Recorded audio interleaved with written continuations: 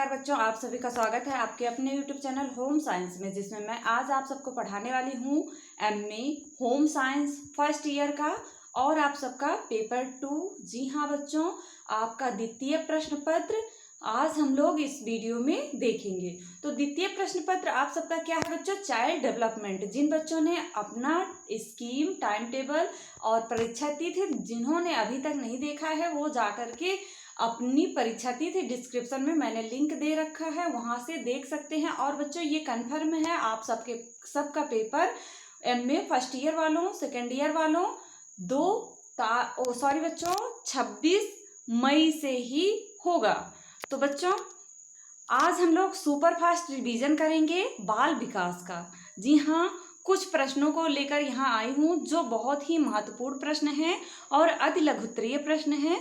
आज हम उन्हीं प्रश्नों को देखेंगे बहुत तेजी के साथ, क्योंकि पेपर अब नज़दीक है आप सबका, तो हम लोग बहुत फास्ट देखेंगे पेपर की तैयारी करेंगे। और अभी तक जिन बच्चों ने चैनल को सब्सक्राइब नहीं किया, चैनल को सब्सक्राइब कर लें, और जिन्होंने वीडियो को शेयर नहीं किया शेयर कर दें, क्योंकि बच्चों अगर आप सब चैनल को सब्सक्राइब किए रहेंगे तभी जैसे ही मैं न्यू वीडियो अपलोड करती हूँ आप सबके पास नोटिफिकेशन पहुँच जाएगा। सब्सक्राइब करके बेल आइकन ऑल पे कर लें। तो बच्चों जो बच्चे एमए फर्स्ट ईयर में हैं वो रोज़ाना 2 बजे क्लास अटेंड करें, क्योंकि आप सबके पेपर की तैयारी यहाँ बहुत अच्छे से हो रही है। तो आप सब बहुत अच्छा नंबर स्कोर करेंगे अगर सारे वीडियो देखते रहेंगे। तो देखते हैं बच्चों क्या है हमारा आज का सुपर फास्ट रिवीजन में। तो बच्चों हम लोग सबसे पहले जानेंगे बाल विकास में संवेग के प्रकार। जी हाँ, संवेग होता क्या है बच्चों? जो बच्चों में, बालक में संवेग उत्पन्न होते हैं, जैसे क्रोध, भय, लज्जा, प्रेम, ईर्ष्या, चिंता, जिज्ञासा, स्नेह, आनंद आदि, यही सब क्या होता है? संवेग होता है, हमारा इमोशन होता है। जी हाँ बच्चों, इसी को हम लोग संवेग कहते हैं। तो याद रखना, यदि प्रश्न में आ जाता है संवेग कितने प्रकार के होते हैं, तो 14 प्रकार के होते हैं, जो हमारे मैकडूगल ने कहा था। 14 प्रकार के संवेगों के बारे में चर्चा की थी। तो यहाँ पर जो कुछ संवेग हैं इन्हें याद कर लेना। आपके बाल विकास में इतना ज़्यादा नहीं है, पर यदि आप सब यूपी टेट ये सारी तैयारियां जो बच्चे कर रहे हैं उनके लिए बहुत ही इम्पोर्टेंट होता है संवेग के बारे में जानना। तो लेकिन आप सबके लिए भी इतना इम्पोर्टेंट है, याद रखना कि बच्चों में जब बालक का जन्म लेता है शिशु में सबसे प्रथम संवेग कौन सा होता है? बताइए, किसको पता है कि बालक में जो संवेग उत्पन्न होता है सबसे पहले, तो वो संवेग कौन सा होता है? तो मुझे आप सबके कमेंट का इंतजार रहेगा। जिन बच्चों ने वीडियो पीछे का सारा देखा है वो उन्हें पता होगा संवेग कौन से प्रथम संवेग होते हैं, कौन से द्वितीय संवेग होते हैं, वो जरूर मुझे कमेंट में बताएं। प्रथम संवेग के बारे में आप सब मुझे कमेंट में अवश्य बताना, और जिन्हें नहीं पता है जरूर कमेंट में बताना, हम आप सबके कमेंट का आंसर जरूर देंगे। तो बच्चों विकास की अवस्थाएं, नेक्स्ट प्रश्न है विकास की अवस्थाएं। हार्लॉक के अनुसार विकास की निम्न अवस्थाएं होती, जो हमारे हार्लॉक महोदय हैं इन्होंने विकास की कितनी अवस्थाओं को बताया है? इतनी, जो 11 अवस्थाएं हैं इन्हीं अवस्थाओं को बताया है।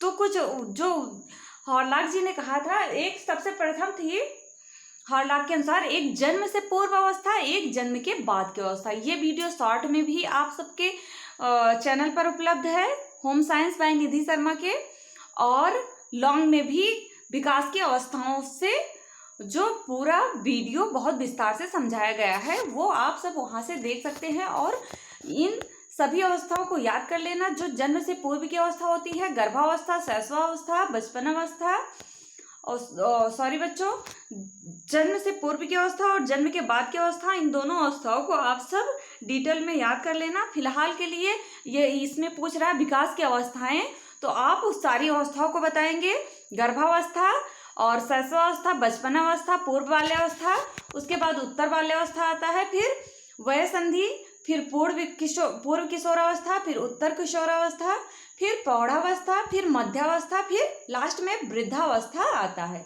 नेक्स्ट है हमारा बच्चों वाटसन द्वारा बताए गए शैशवावस्था के 3 संवेग कौन से हैं? बताइए, शैशवावस्था में जन्म के बाद जब बच्चा शैशवावस्था में आता है तो उसके कौन से 3 संवेग होते हैं? बताइए। कौन से 3 संवेग होते हैं? प्रथम होता है हमारा क्रोध, बच्चों में सबसे पहले क्रोध आता है, फिर भय आता है, फिर प्रेम आता है। जैसे कि आप सबको पता होगा, जब बच्चा किसी भी क्रिया के अनुरूप, जैसे बच्चा क्रोधित होता है तो उसकी एक्टिविटी से पता चल जाता है कि वो बच्चा क्रोधित है और रोने लगता है। और फिर भय नेक्स्ट है बच्चों, जैसे बालक कहीं लेटा है तो पहले तो उसे कोई एक्टिविटी नहीं होती है, और कुछ समय के पश्चात जैसे शैशवावस्था में बालक के पास अगर आप ऐसे आंखों के नीचे या गोदी में लिए हुए हैं तो बालक को ऐसे झुकाएंगे तो वो डरेगा, रोने की क्रिया होगी और थोड़ा बहुत उसके अंदर भय भी उत्पन्न होगा, यही भय होता है। और नेक्स्ट है प्रेम, फिर उसके बाद प्रेम संवेग का विकास होता है, संवेग उत्पन्न होता है वाटसन के अनुसार। याद रखना, वाटसन ने 3 संवेगों को बताया है प्रमुख, क्रोध, भय, प्रेम। और नेक्स्ट है परिपक्वता और सीखना से आप क्या समझती बताइए। जो परिपक्वता है और सीखना है उसमें आप क्या समझेंगी, क्या सीखेंगी, क्या आपकी राय है, अर्थात लर्निंग से आपका क्या अभिप्राय है। तो हम लोग देखते हैं गैसले जी थे, एक हमारे महान वैज्ञानिक थे, मनोवैज्ञानिक थे। इन्होंने, गैसले ने कहा, परिपक्वता का अर्थ है, परिपक्वता के अर्थ को स्पष्ट करते हुए कहा है कि परिपक्वता शरीर के आंतरिक व्यवस्था के कारण उत्पन्न स्नायु और मांसपेशियों की प्रौढ़ता और दृढ़ता है, जिस पर बाह्य वातावरण का प्रभाव नहीं पड़ता है। और जारसील्ड के अनुसार अनुभव तथा प्रशिक्षण द्वारा व्यवहार में परिवर्तन होने के अवस्था को सीखना कहते हैं। जैसे कि जो हमारे जारसील्ड हैं, इन्होंने अपनी परिभाषा में कहा, जैसे आपका अनुभव होगा, कुछ तो ऐसे अनुभव होते हैं जो व्यवहार के द्वारा हमें सीखने को मिलते हैं, और कुछ अनुभव हैं जो हमारी शिक्षा के द्वारा सीखने को मिल रहे हैं।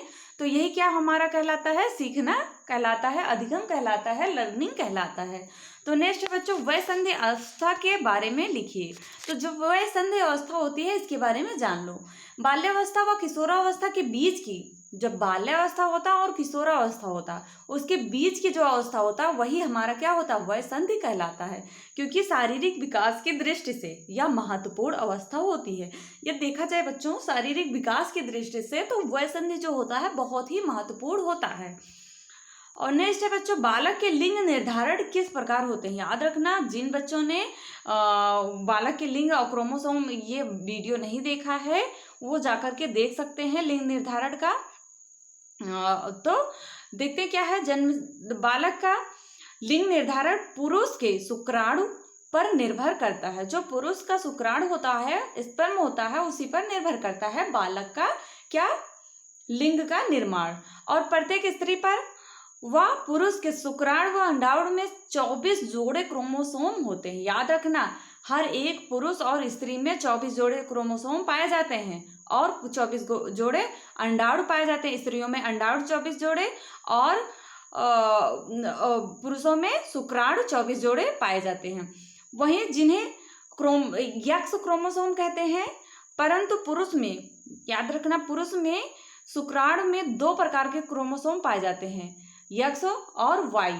यक्ष तथा वायु पुरुष में पाया जाता है, जबकि लिंग निर्धारण और यक्ष जो होता है वो लड़कियों में पाया जाता है क्रोमोसोम, और लड़कों में यक्ष वाई क्रोमोसोम पाया जाता है।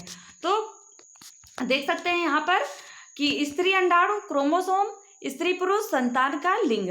तो जैसे यक्ष अगर होगा, जैसे पिता के द्वारा, पिता के पास यक्ष क्रोमोसोम और वाई क्रोमोसोम होता है। यदि पिता के द्वारा यक्ष क्रोमोसोम मिलता है माता को, तो इससे क्या होगा, उस गर्भवती महिला को या प्रेग्नेंट लेडी को क्या होगा, लड़की जन्म लेगी, क्योंकि उसका यक्ष अंडाणु और पिता का सॉरी बच्चों, माता का यक्ष और पिता का यक्ष यदि मिलेगा तो इससे क्या होगा, लड़की होगी। और यदि पिता का वाई, यहाँ पे पिता का वाई और माता का यक्ष क्रोमोसोम मिलता है, तो वो दोनों मिलके क्या होंगे, यक्ष वाई होंगे। तो आप सबको पता होगा यक्ष वाई लड़का होता है, यक्ष लड़की होता है। आई होप आप सबको समझ में आ गया होगा।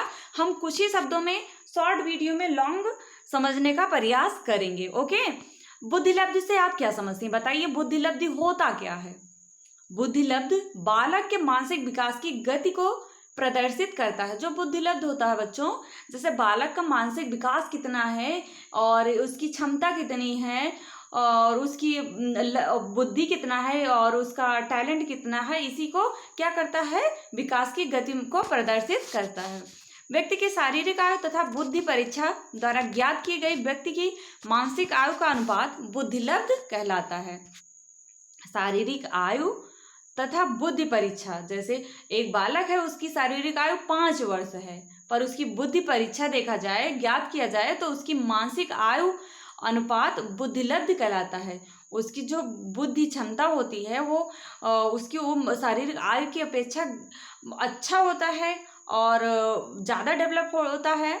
और जो मानसिक आयु का अनुपात बुद्धिलब्ध कहलाता है, वही बुद्धिलब्ध का सूत्र इस प्रकार है। बुद्धिलब्ध का सूत्र याद कर लेना, ये जरूर आपके पेपर में आएगा, ये मैं कन्फर्म कह रही हूँ। बुद्धिलब्ध का सूत्र अवश्य ही आएगा आपके पेपर में। यदि लॉन्ग में भी पूछ लेता है बुद्धिलब्ध से संबंधित प्रश्न, तो यदि आप सब बुद्धिलब्ध का ये सूत्र लिख देंगे तो आप सबको बहुत ही अच्छा आंसर मिलेगा। जैसे बुद्धिलब्ध मानसिक आयु अपॉन वास्तविक आयु गुणे 100। तो आपको बुद्धिलब्ध ज्ञात करना है तो आपकी जैसे बालक का सबसे पहले मानसिक आयु लिखेंगे, फिर अपॉन वास्तविक आयु लिखेंगे, मल्टीप्लाई 100, फिर उसे मल्टीप्लाई कर देंगे, फिर जो आंसर प्राप्त होगा वही उसकी बुद्धिलब्धि होगी। नेक्स्ट बच्चों, RH फैक्टर क्या है? तो याद रखना RH फैक्टर बहुत इंपॉर्टेंट है, ये भी आपके पेपर में आने की संभावना है। तो RH तत्व का परीक्षण सर्वप्रथम रेसस बंदर, जो रेसस मंकी होता है, उस पर किया गया था।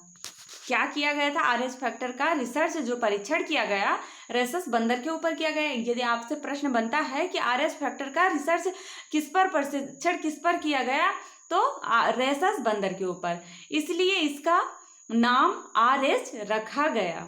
RH तत्व रक्त के लाल कणों RBC जो होता है उसमें पाया जाता है, अतः यह तत्व रक्त में तद है तो धनात्मक +V व E और RH कहते हैं, और किंतु यदि नहीं है तो ऋणात्मक VI-VE-RH कहते हैं।